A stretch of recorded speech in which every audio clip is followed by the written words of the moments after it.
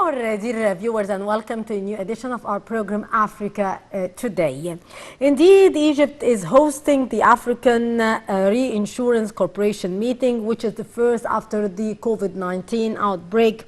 Egypt is hosting this conference with the participation of 42 African countries at the General Assembly and the Board of Directors Committee meetings of the African Reinsurance Corporation, Africa RE, on Wednesday. More details on the following story.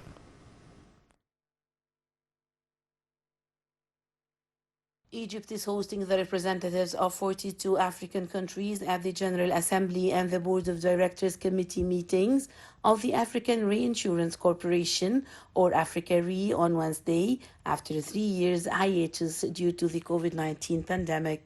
Africa Re, a reinsurance company based in Lagos, Nigeria, is Africa's first continental reinsurer.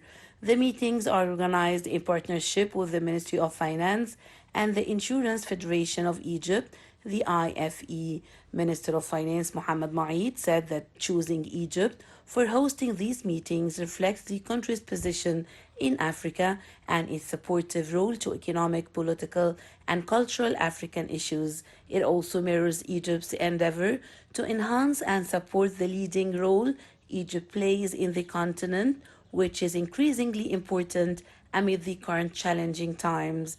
Might also noted that the ongoing global crisis has created numerous challenges, but also has presented a bunch of opportunities for greater African cooperation in several sectors, especially in economic areas, as the majority of African economies are offset by the vulnerability of local savings and investment levels that require attracting more direct and indirect foreign investment in order to achieve their economic growth.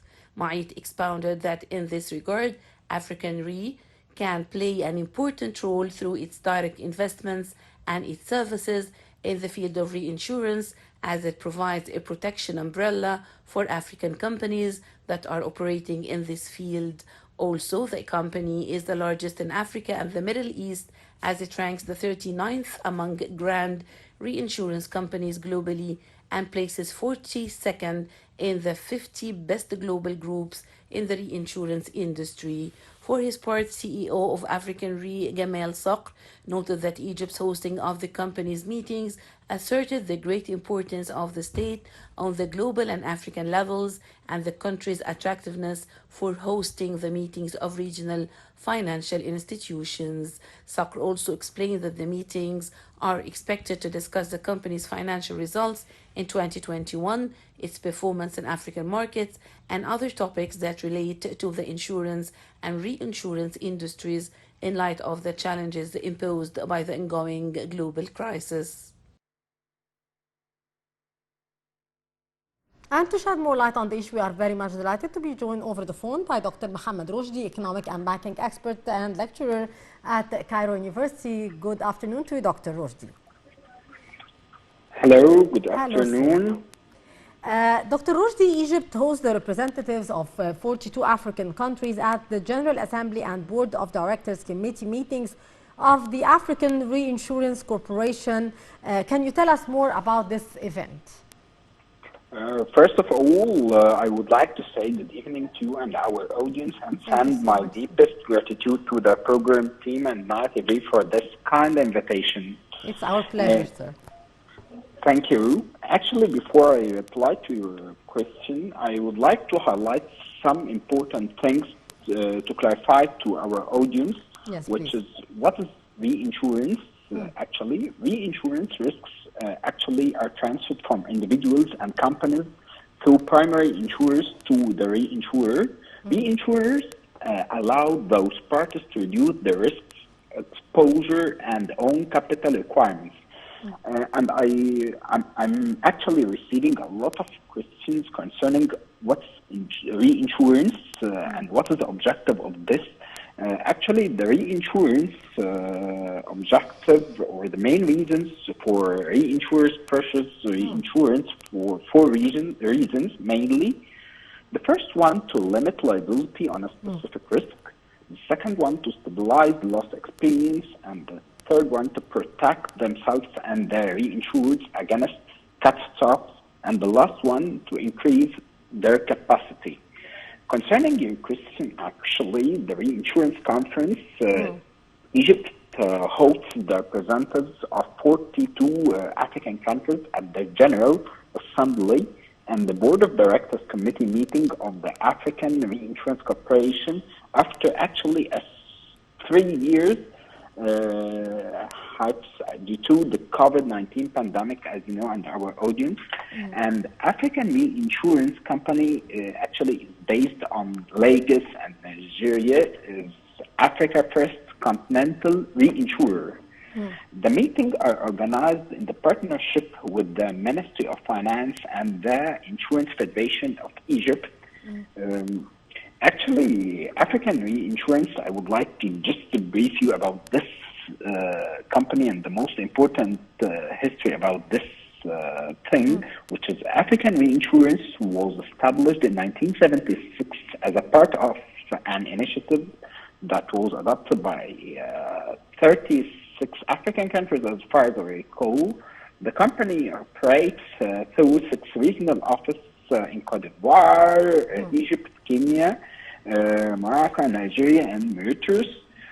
For the first time in the local market, the Financial Regulatory Authority FRA is considering the creation of a reinsurance company with a minimum capital of EGP, 1 billion, with insurance companies operating in MENA as shareholders.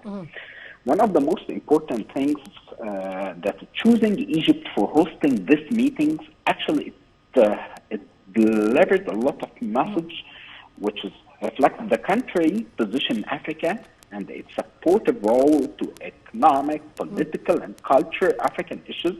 It also mirrors Egypt's endeavor to enhance and support the leading role Egypt plays in the continent, which is increasingly important in the current challenging time.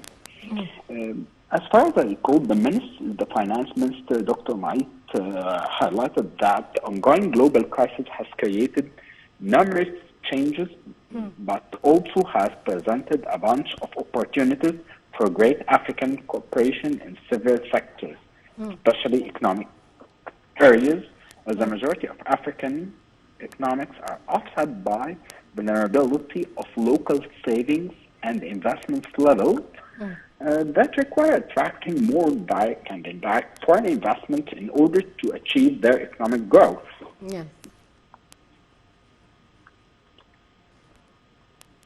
Yes, Dr. Roshdy?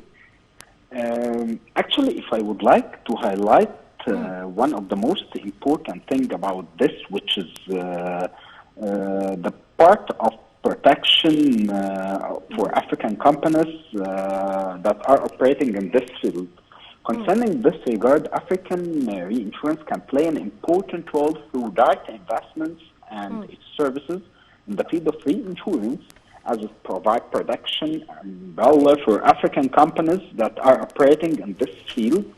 Also, it's crystal clear that the company is the largest in Africa and the Middle East, and it ranks as far as I recall, 39th among the grand reinsurance companies globally, and places 42 in the best global groups, as far as I recall, in the reinsurance industry. This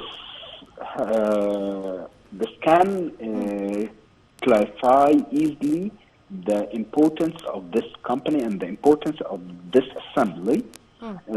Actually, the Egyptian Minister of Finance expounded for this part. CEO of African Reinsurance, Mr. Gamal Sak, noted that Egypt hosting the company meeting asserted the great importance of the state on the global and African levels and country attractiveness for hosting the meeting of regional and financial institutions. As you and our audience can realize easily that Egypt is returning back to play its vital role, its historical role in Africa.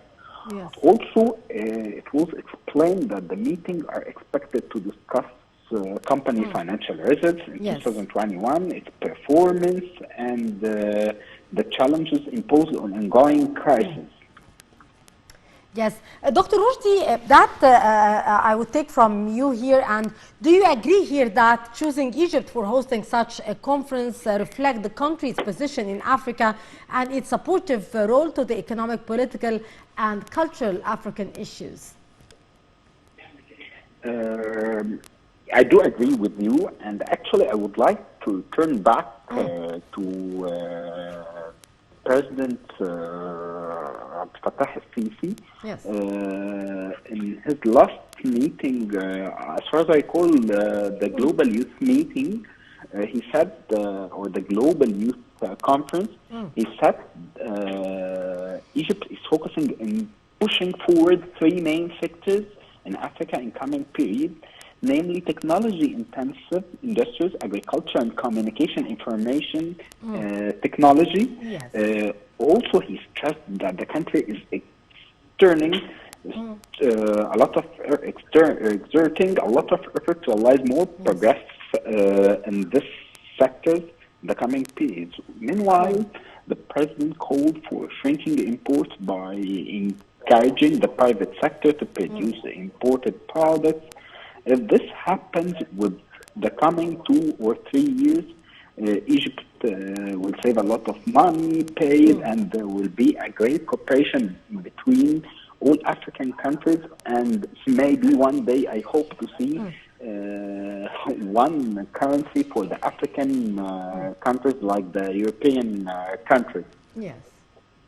Indeed, Dr. Mohamed Roshdy, our economic and banking expert and lecturer at Cairo University, it was a real pleasure to listen to your precious input, sir.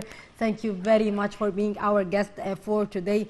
And moving on to the administered COVID-19 doses, which rose by 74% in June 2022 compared to the previous months after a sustained 3 months decrease between March and May. This is due to mass COVID-19 vaccination campaign in 16 countries in June. 19 mass vaccination campaigns are being implemented only during the last month of July. And we are shedding more light in the following story.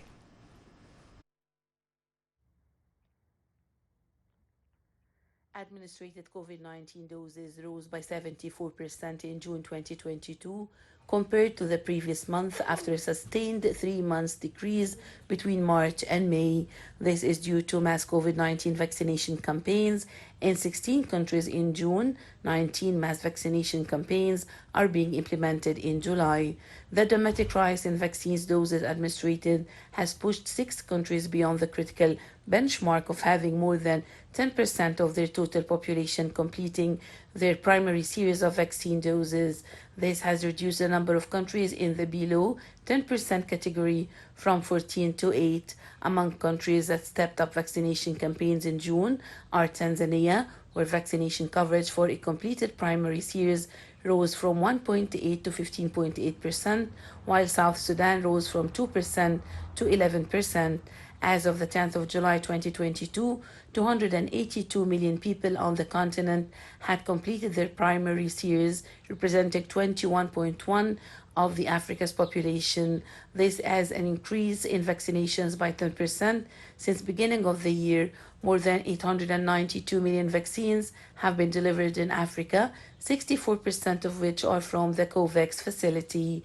Several countries that struggled to get their COVID-19 vaccination responses off ground in 2021 have made notable progress in scaling up coverage for their primary series in the last 6 months. Coverage in Ethiopia jumped from 3.5% to 33%, Cote d'Ivoire from 9% to 25.8%, Zambia from 3.5% to 25.2%, and Uganda from 4.4% to 25.5%. The WHO is providing technical support to countries to implement mass vaccination campaigns or to conduct routine immunization activities more frequently in the next 6 months, targeting high priority groups, including health workers, people older than 60 years, and people with comorbidities. It is working closely with countries to review lessons learned, including sustainability of different mass vaccination campaign strategies developed by countries to improve coverage over the past 2 months. Meanwhile, a senior UN official said that Libya is mired in constitutional and political stalemate that has sparked increasing clashes, a dire economic situation, and demonstrations across the country by frustrated citizens. More details.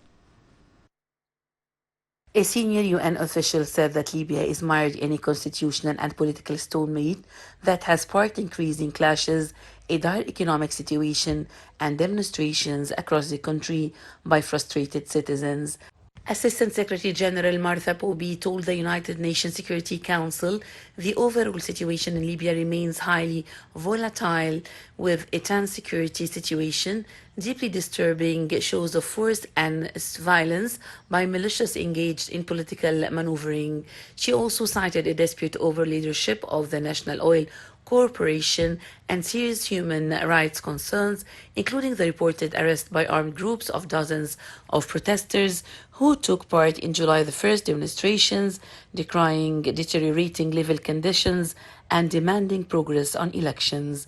Oil-rich Libya has been racked by conflict since a NATO-backed uprising toppled and killed longtime dictator Muammar al-Gaddafi in 2011.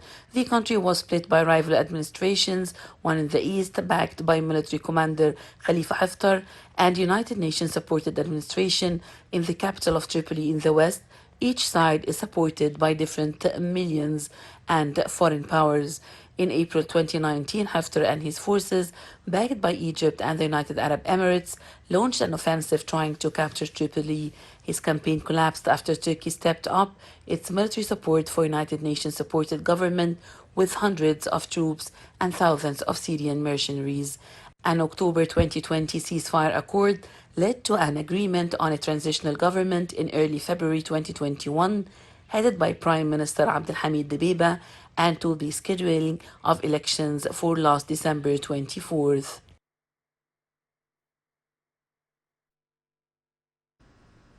Well, with that, our dear viewers, we come to the end of this edition of our program Africa Today. Many thanks for watching. I'm Rabia, signing off.